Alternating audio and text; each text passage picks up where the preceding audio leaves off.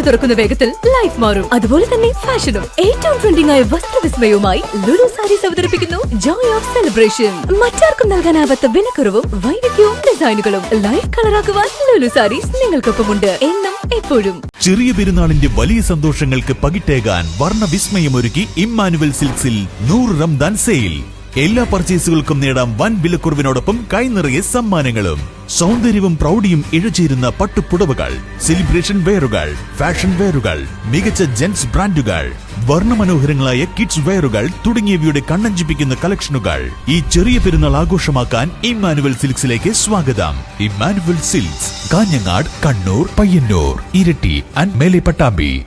BJP. സംസ്ഥാന അധ്യക്ഷ പദം വീണ്ടും നഷ്ടപ്പെട്ടതിന് പിന്നാലെ ശോഭാ സുരേന്ദ്രനെ കോൺഗ്രസിലേക്ക് സ്വാഗതം ചെയ്തിരിക്കുകയാണ് ഒരു യൂത്ത് കോൺഗ്രസ് നേതാവ്.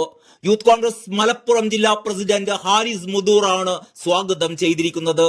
ശോഭാ സുരേന്ദ്രന്റെ ചിത്രത്തോടൊപ്പം ഇന്ത്യൻ നാഷണൽ കോൺഗ്രസിലേക്ക് സ്വാഗതം എന്ന ഒരൊറ്റ വരി ഹാരിസ് മുദൂർ തന്റെ ഫേസ്ബുക്ക് അക്കൗണ്ടിൽ പോസ്റ്റ് ചെയ്യുകയായിരുന്നു.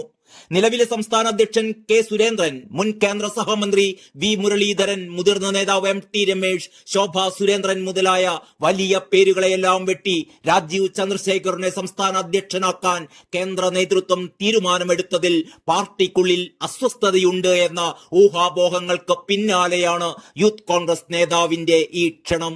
ശോഭാ സുരേന്ദ്രൻ രാജീവ് ചന്ദ്രശേഖറിന്റെ പത്രികാ സമർപ്പണത്തിൽ നിന്ന് വിട്ടുനിന്നതും ഈ സംശയങ്ങൾ കൂടുതലായി ഉയരാൻ കാരണമായിരുന്നു. പാർട്ടിയിൽ ശോഭാ സുരേന്ദ്രൻ ദീർഘകാലമായി തഴയപ്പെടുകയാണ് എന്ന വാർത്തകൾക്ക് കൂടി ഇടയിലാണ് യൂത്ത് കോൺഗ്രസ് നേതാവിന്റെ ഈ ക്ഷണം. എന്നാൽ രാജീവ് ചന്ദ്രശേഖർ കഴിവ് തെളിയിച്ചയാളാണ് എന്നും അദ്ദേഹം ബി.ജെ.പി. സംസ്ഥാന അധ്യക്ഷനാകുന്നത് സന്തോഷത്തോടെയാണ് സ്വീകരിക്കുന്നതെന്നുമായിരുന്നു ശോഭാ സുരേന്ദ്രന്റെ പ്രതികരണം. രാജീവ് ചന്ദ്രശേഖർ ജനകീയനാണ് എന്നും അദ്ദേഹം വളരെ കൃത്യതയോടെ ബി.ജെ.പിയെ മുന്നോട്ട് നയിക്കുമെന്ന് പ്രതീക്ഷയുണ്ടെന്നും ശോഭാ സുരേന്ദ്രൻ പറഞ്ഞു. വാഹനം എത്താൻ വൈകിയതിനാലാണ് രാജീവ് ചന്ദ്രശേഖറിന്റെ പത്രികാ സമർപ്പണത്തിന് എത്താനാകാതെ വന്നത് എന്നും ശോഭ വിശദീകരിക്കുകയുണ്ടായി.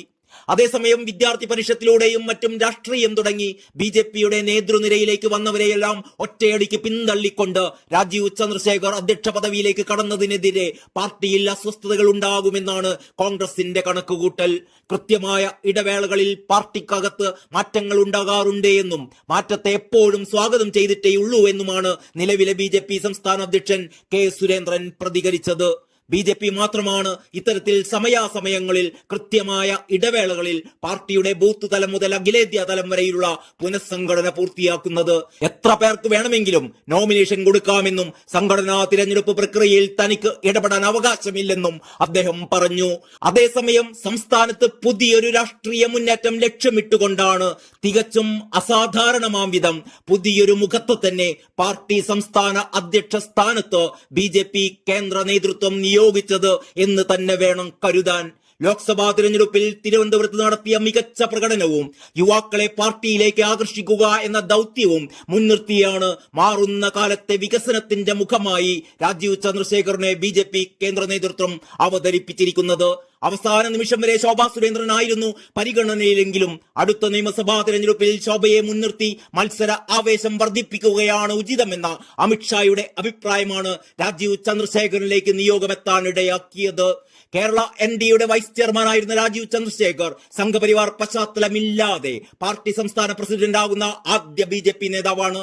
വിഭാഗീയത രൂക്ഷമായ സംസ്ഥാന ബി.ജെ.പിയിൽ രാജീവ് ചന്ദ്രശേഖറിലൂടെ പാർട്ടി കേന്ദ്ര നേതൃത്വം പിടിമുറുക്കുകയാണ്. മോദിയുടെ ഗ്യാരണ്ടിക്ക് രാജ്യത്ത് കിട്ടുന്ന സ്വീകാര്യത കേരളത്തിലും ഉറപ്പാക്കാൻ സാധിക്കുന്ന ബദൽ മുഖം തേടുകയായിരുന്നു ബി.ജെ.പി. നേതൃത്വം. രണ്ടാം നരേന്ദ്രമോദി സർക്കാരിൽ ഐ.ടി, ഇലക്ട്രോണിക്സ്, നൈപുണ്യ വികസന വകുപ്പുകളുടെ സഹമന്ത്രിയായിരുന്നു രാജീവ് ചന്ദ്രശേഖർ.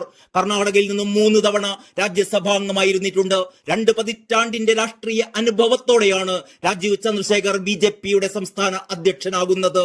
Air force ഉദ്യോഗസ്ഥനായിരുന്ന MK. ചന്ദ്രശേഖറിന്റെയും ആനന്ദവല്ലി ചന്ദ്രശേഖറിന്റെയും മകനായ 1964 അഹമ്മദാബാദിലാണ് രാജീവിന്റെ ജനനം.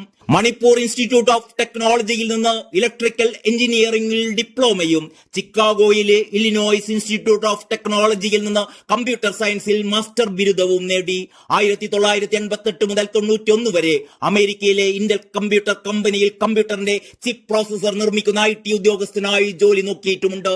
1991 BPL ഗ്രൂപ്പ് ചെയർമാൻ TPG നമ്പ്യാരുടെ മകളെ വിവാഹം ചെയ്ത ശേഷം ഇന്ത്യയിലേക്ക് തിരിച്ചെത്തി 1991 BPL കമ്പനിയിൽ ചേർന്നു. 1994 BPLന്റെ തന്നെ മൊബൈൽ ഫോൺ കമ്പനി രൂപീകരിച്ചു. വയർലെസ് ഫോൺ സ്വപ്നമായിരുന്ന കാലത്ത് ആദ്യം പേജറും പിന്നെ മൊബൈലും ഇറക്കി. 1994 ഇന്ത്യൻ മാർക്കറ്റിൽ BPLലൂടെ രാജീവ് ചന്ദ്രശേഖർ നിർണായകമായ കുതിപ്പാണ് നടത്തിയിരുന്നത്. പാലക്കാട്ടെ കൊണ്ടിയൂരിലുള്ള കുടുംബമാണ് രാജീവ് ചന്ദ്രശേഖറിന്റെ കേരളത്തിലെ തായ്വേര്. ബിസിനസിൽ തിളങ്ങിയ രാജീവ് ചന്ദ്രശേഖർ 2006 BJPയിൽ ചേരുന്നത്.